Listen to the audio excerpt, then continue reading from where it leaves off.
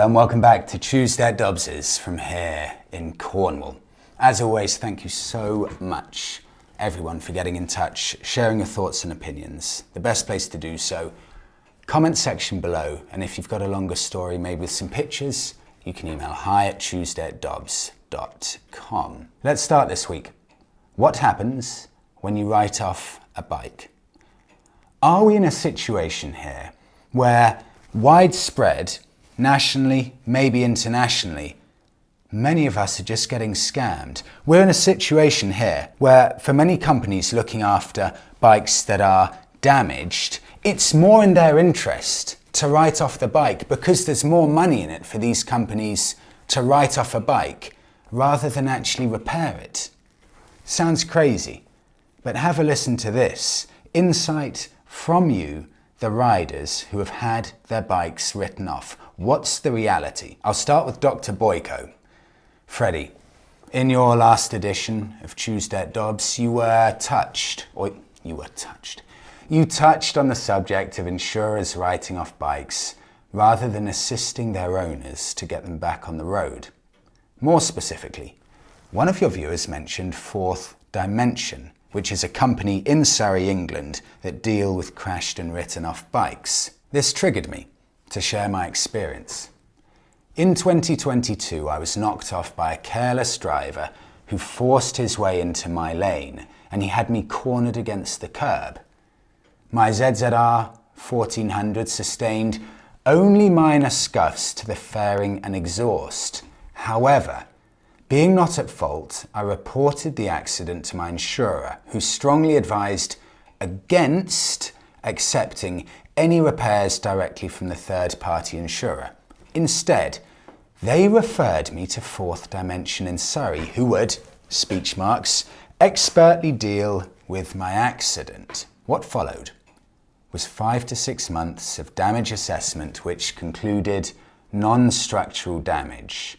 They would only return the bike against a release charge of £1,200. They would return it unrepaired with a Category N attached to it. This is how they enforced an agreement for a lump sum compensation at the lowest possible street value of my bike, and they demanded to have the V5 new owner slip and also the spare key of my bike. Fourth Dimension even tried to claim their expenses for the loan bike they provided for me, even though I've got fully comprehensive insurance, including a loan bike within the policy. So as I found out in the process, the scheme they follow is to ensure any bikes like mine in need of only minor repair claim the compensation from the third party on my behalf, and then they go on and sell my bike for profit. So whether this is Fourth Dimension only or it's a more widely adopted practice, I don't know. All I know is it felt like I was on the receiving end of a highly frustrating and dishonest claim handling when I was not even at fault. I did complain to Fourth Dimension and to the Financial Ombudsman Service at the time. The latter only acknowledged receipt of the complaint. Fourth Dimension, they didn't even do that. I'm sharing my experience to raise awareness and would be grateful if you air it so other bikers can be warned. To end on a positive note, pictures, I subsequently got another Kawasaki ZZR, this time a performance sport one, and I recently ventured out on a trip to Europe to test its touring capability. I cannot praise it enough. Dr. Boyko. Right, let's do 2 more. And bear in mind, I've probably had about 9 of these bad insights from Fourth Dimension. Let's do 2 more. This is from Phil. Freddie, in response to the person who was told by Fourth Dimension that their bike is a write-off, I would question them as to why it's been written off. My 2022 Interceptor was taken by them after a car drove head-on into me while I was at a junction. They tried to write it off even though the repairs were going to cost them about £800. Their offer for payout was £3,000 minus the cost of returning it to me, which would have been £300. So in the end, I pushed back at Fourth Dimension and they repaired the bike because, interestingly enough, They went through and replaced every single part that had even the smallest scratch on it. The other thing to consider is insurance costs going forward, as you do need to declare that the bike had been written off. So I've been hearing about this, Phil. These companies dealing with write-off vehicles, they want to put every single bit of the bike back to original level. So even if, for example, the frame has the slightest scratch on it, it's replacement frame. That's it, there's a tiny scratch on it, replace the whole thing. It's all or nothing with these companies, and just from hearing what you lot are saying, it is not in your best interest that they're trying to put every single element of the bike back to showroom condition. It's for their best interest. Moving on to Stuart. Freddie, we've been in the same situation with a written off bike at Fourth Dimension, and they wouldn't release the bike back to us. They write off everything, as they can get way more money than selling it back to you. It's a scam. CB Rider, Freddie, if you crash your bike, okay, moving on from Fourth Dimension now. Freddie, if you crash your bike, you can buy it back from the insurance company. My mate crashed his Honda Pan-European and bought it back for so little money, it was a no-brainer. It cost us £300 for the parts off eBay. Now he got paid out and had the bike back for a total of £600. That was buying the bike and also the parts to fix it. It took us 3 hours to repair the bike. Then all you have to do is go and get an MOT and then get the vehicle inspection check done. It passed its check and it's now in daily use. See, it can be done easily. I'll have a listen to this one if you've got something a bit more expensive from Richard. Freddie, my Harley Davidson Fat Bob 1990 cost me £5,500 in 2015. I was knocked off it in 2016. It was written off. The insurance company gave me £5,500 back, which is what I paid, and I bought it back for £1,400, and I bought second-hand parts for it for £400, fixed it myself, back on the road easy. I still have the bike. So that's given £5,500 from your insurance company, which is the price you paid. You've then paid £1,800 to buy the bike back and put the parts back on it. I mean, so you're making a profit here of £3,700 in your pocket, and all you have to deal with is the fact that your V5 logbook says your bike's been written off. But if you don't care about that, I wouldn't care about that, then you've just saved yourself £3,800 for a perfectly good bike with nothing really wrong with it. It's just cosmetic stuff you've changed. I'll do one from the US. This is from Blue Ridge Rider. I bought both of my Ducatis with salvage titles. The tubular frame had a cosmetic dent.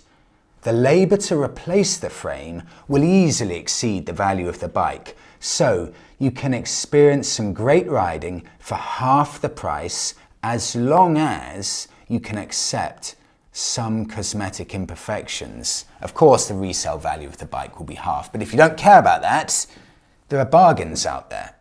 One final one, Yorkshire Steve. Freddie, I have bought many bikes, many write-off bikes I should say, and put them back on the road. It all depends on the category of write-off. For some it's as simple as a steering lock or something light.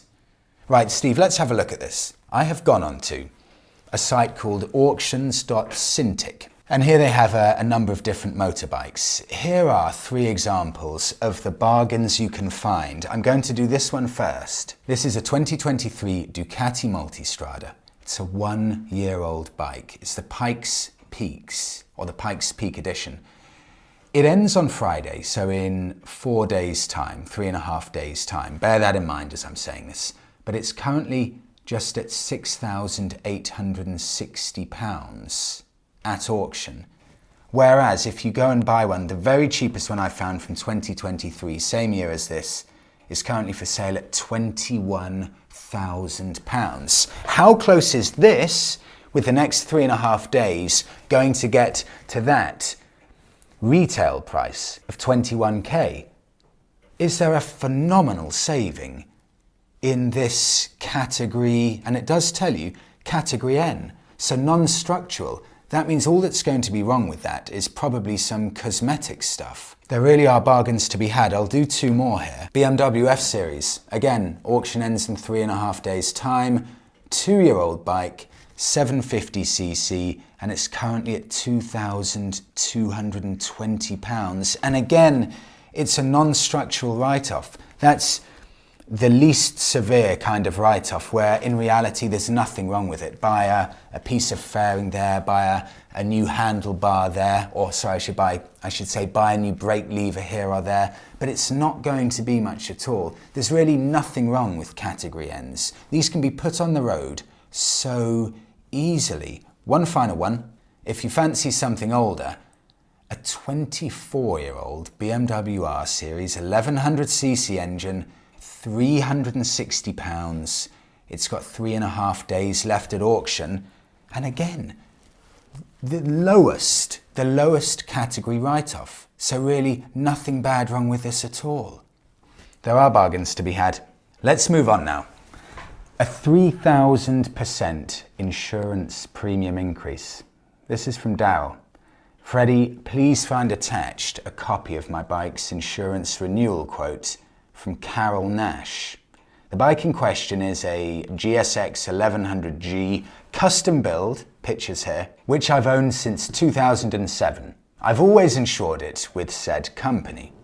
A couple of years ago, I completed a nut and bolt rebuild with custom paintwork and other extras, and I upped my cover to an agreed £10,000 valuation on the bike. I've always paid between £250 and £3,000 or £250 and £300-ish per year, but I nearly had a heart attack when this price came through. So dear Mr. Healy, we will take the full premium from you on the 25th of April 2024, and the premium for your modified Suzuki, £9,474 a year.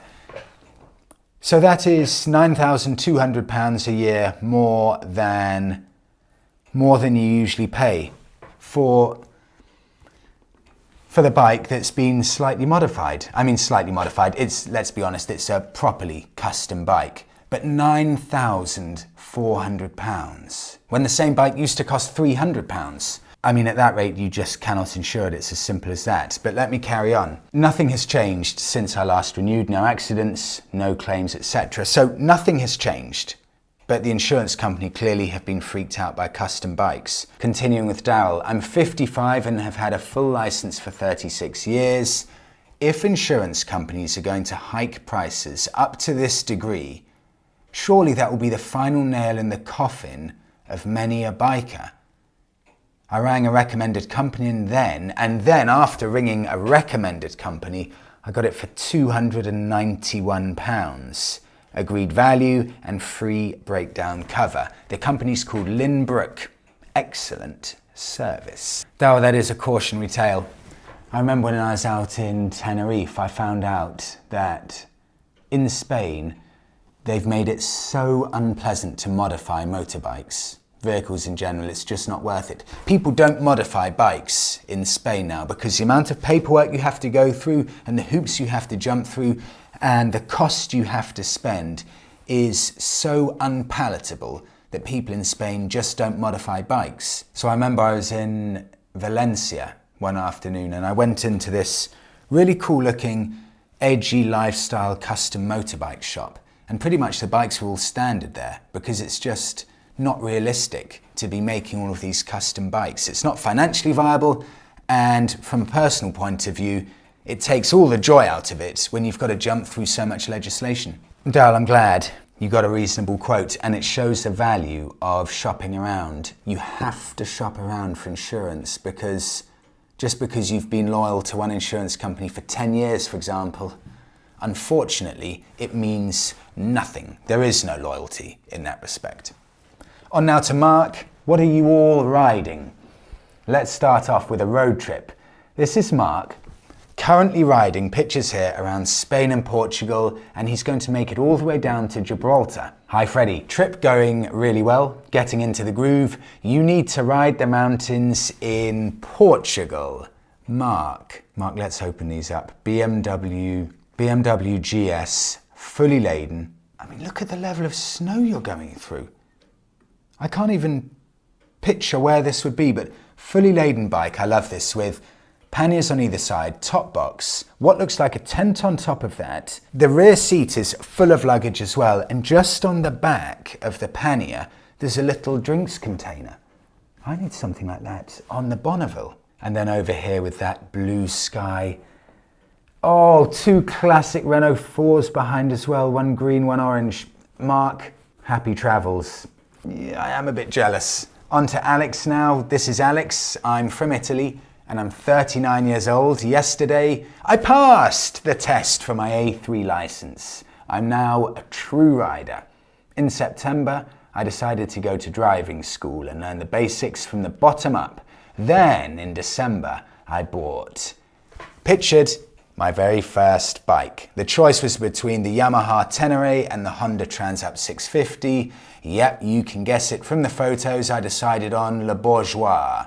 I then spent some time in the garage, learning a little bit about my bike, waiting for the better weather to come. I changed the oil, the filters, the tyres, and so on.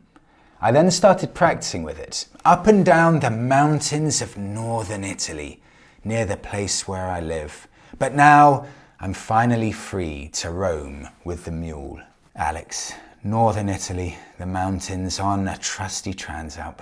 Congrats on passing, brilliant. On to Chris. Freddie, you may recall I mentioned a couple of weeks ago that I was off to Tenerife on a family holiday, and although nervous, decided to book a day with Adam at Easy Rider.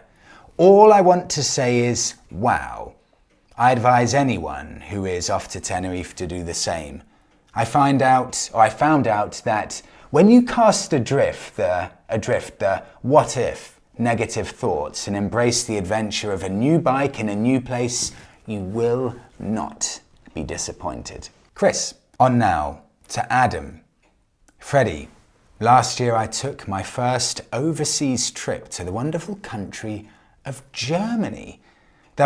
I don't know why I said Germany like it was such a shock. I love Germany. To the wonderful country of Germany, there are plenty of motorcycle museums and displays around the country, but if you have never been and find yourself in Munich, I highly recommend spending the €10 and going to the BMW museum located there. They have a wonderful display of old and new bikes as well as cars, and across the road from that is the BMW World, where all of the new models of bikes and car are for you to take a look at and sit on. I also, at the time, had a Royal Enfield at home in Australia, and I got talking to another rider on a Facebook group who lived in Germany.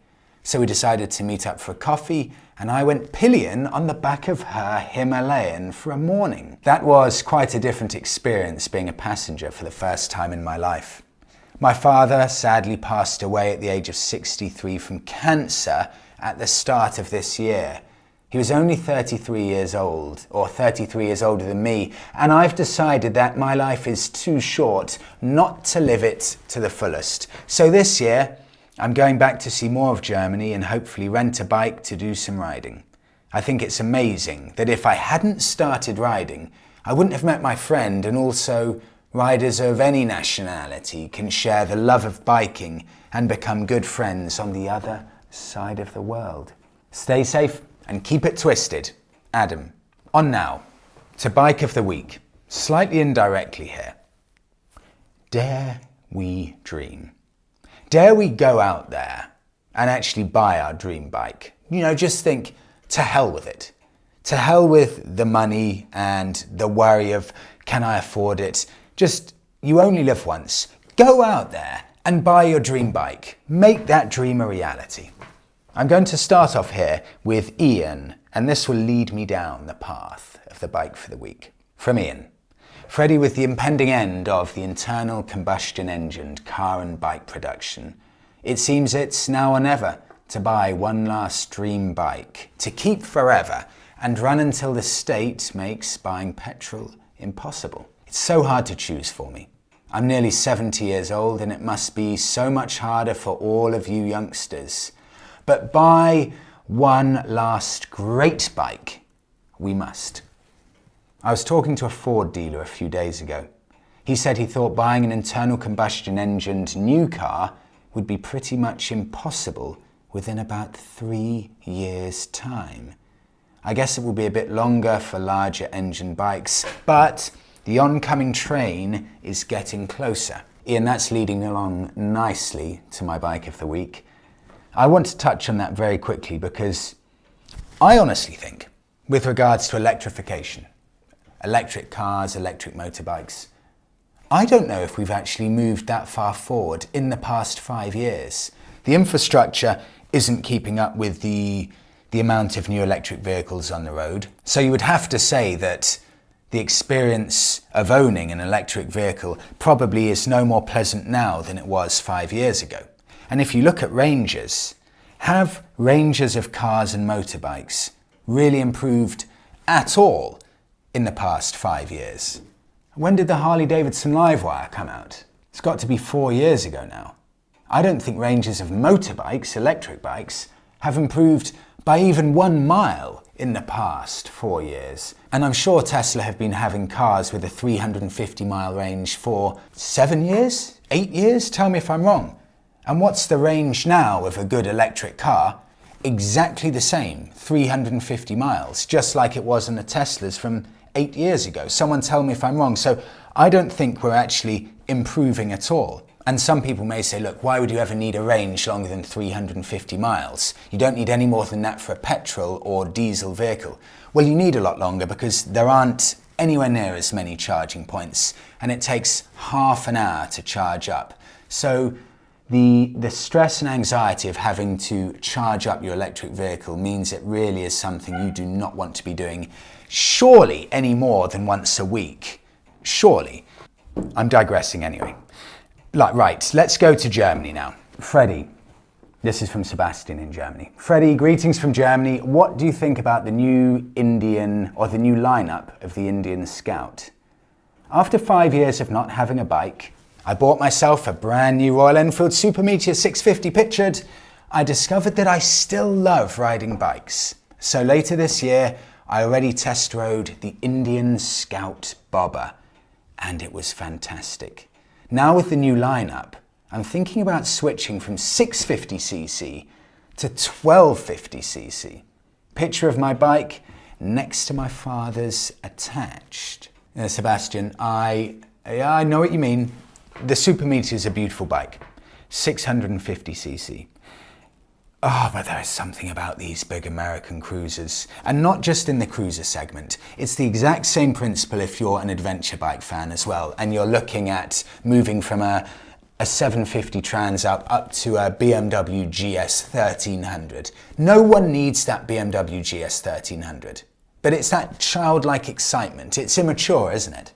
Like going out to buy the biggest engine you can on the most expensive bike. No normal human needs a BMW GS 1300, and no normal human needs a Harley Davidson with a near 2-litre engine, for example. But it excites us, and isn't that the only thing that matters if it puts a smile on your face? So for Sebastian to be taking that gigantic step up, almost doubling the engine size from the Super Meteor to the Indian Scout, what roughly is this going to cost? I mean, we're into dream bike level here with the new range of Indian Scouts. They've got that new 1250cc engine. They look almost identical to the bike that's been around for nearly 10 years now. Nearly 10 years, and the design is so perfect, so spot on, that nothing's changed. To the untrained eye, you wouldn't tell the difference. But these are meant to be a whole new breed of bikes. Big step up, starting with the engine.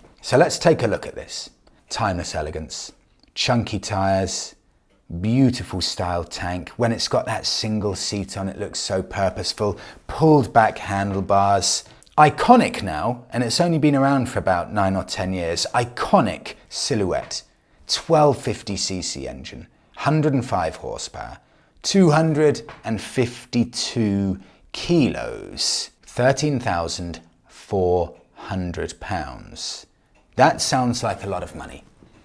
And it is, but I'm going to share something with you that I hope may make you change your mind and slightly soften, potentially, your stance on thinking this is an expensive bike. Because I went back and I had a look at what I could get if I go for the oldest model available on Auto Trader of an Indian Scout. And up pops a 2015 Indian Scout for £8,400. That's about £5,000, almost to the pound, £5,000 cheaper than a brand new one.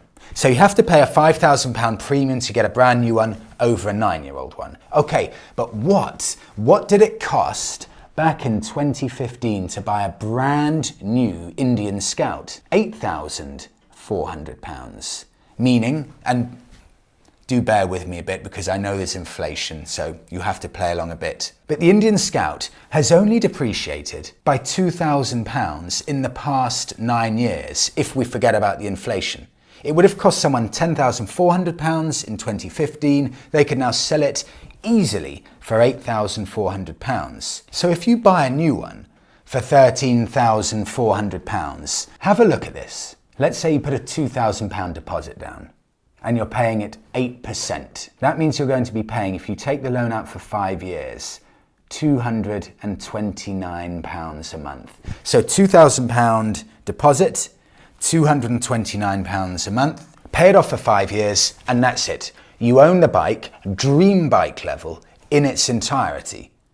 But the great thing about this is, Indians maintain their value so ridiculously well. No one maintains value better than Indians, probably not even Harley Davidson. So the value is maintained so well that you spread out the financial repayments over a relatively long period of time, 5 years, £229 a month, not insanely crippling. But then in 5-10 years' time, the bike's probably still going to be worth £10,500. Plus, you get the 2 years warranty, you get the fact knowing you're the first ever owner. You know every single inch of that bike. It's as stress-free motoring as you can possibly get. And with residuals as strong as that, I would say this is one of the key bikes where buying new could make more sense than almost any other model of bike. I hope that's a decent sales pitch. New Indian Scout, they look phenomenally good. I'll wrap it up there. Thank you so much everyone for listening to this week's episode. Oh, I cannot tell you how much I appreciate all of your input. You just transform this podcast every week. Thank you so much all. Have a brilliant week, and I'll speak to you all in the next one.